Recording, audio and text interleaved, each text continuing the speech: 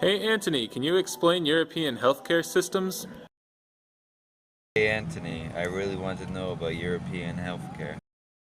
Hey Anthony, Eli here. I just wanted to ask you a couple questions about the European health system.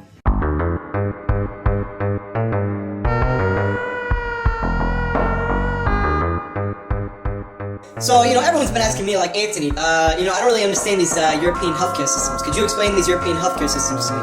Health politics, interest in institutions in Western Europe. Now, and I think a good place to start is Ellen M. Immigrant's 1992 text. So she was in Sweden, which has the most public healthcare system. It's a universal healthcare system of the three. Basically, she talks about the development of three different healthcare systems and used it to explain like how these healthcare systems, kind of came about. France, which at first could not develop any public option, and then eventually did develop a public option, so it's sort of in the middle. It's hugely debatable, but clearly, like, doctors are business. In Switzerland, which compared to the other two, France and Sweden, has the most private healthcare system because it's technically a totally private system until the government gives you subsidies. And essentially everything is subsidized, but it's the most private system you'll find. So what happened was it all depended on the strength of the doctors' lobbies. The doctors' lobbies did not want all the decision-making power was effectively in the executive, and they claim it was protecting also scientific innovation. Everything is said and done. They need to be, they need to protect their interests like anybody else. So they fought against it. Universal healthcare, public healthcare in any way for various reasons. It was protecting their economic interests. In Sweden, they were the least successful.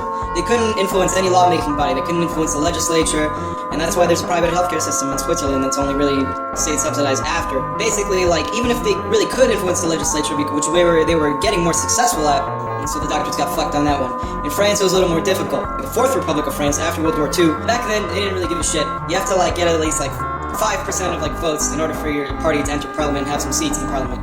And that wasn't the case. If they got, like, a semblance of votes, if they got, like, a couple thousand votes, it was really easy for them to just pry into parliament and just sort of, like, fucking, like, jam a rod into the gears, into the cogs of the machine. Thankfully, there were reforms in France, much like in Sweden, healthcare that was, mostly public. And then you have Switzerland, and back then, they didn't really give a shit, and interest groups had a lot of sway, and just sort of, like, fucking, like, call for a public referendum on the matter. And so I hope that sort of clears things up about European healthcare systems, how European lawmaking works, and how different healthcare systems develop. And I hope, hope you have a good one.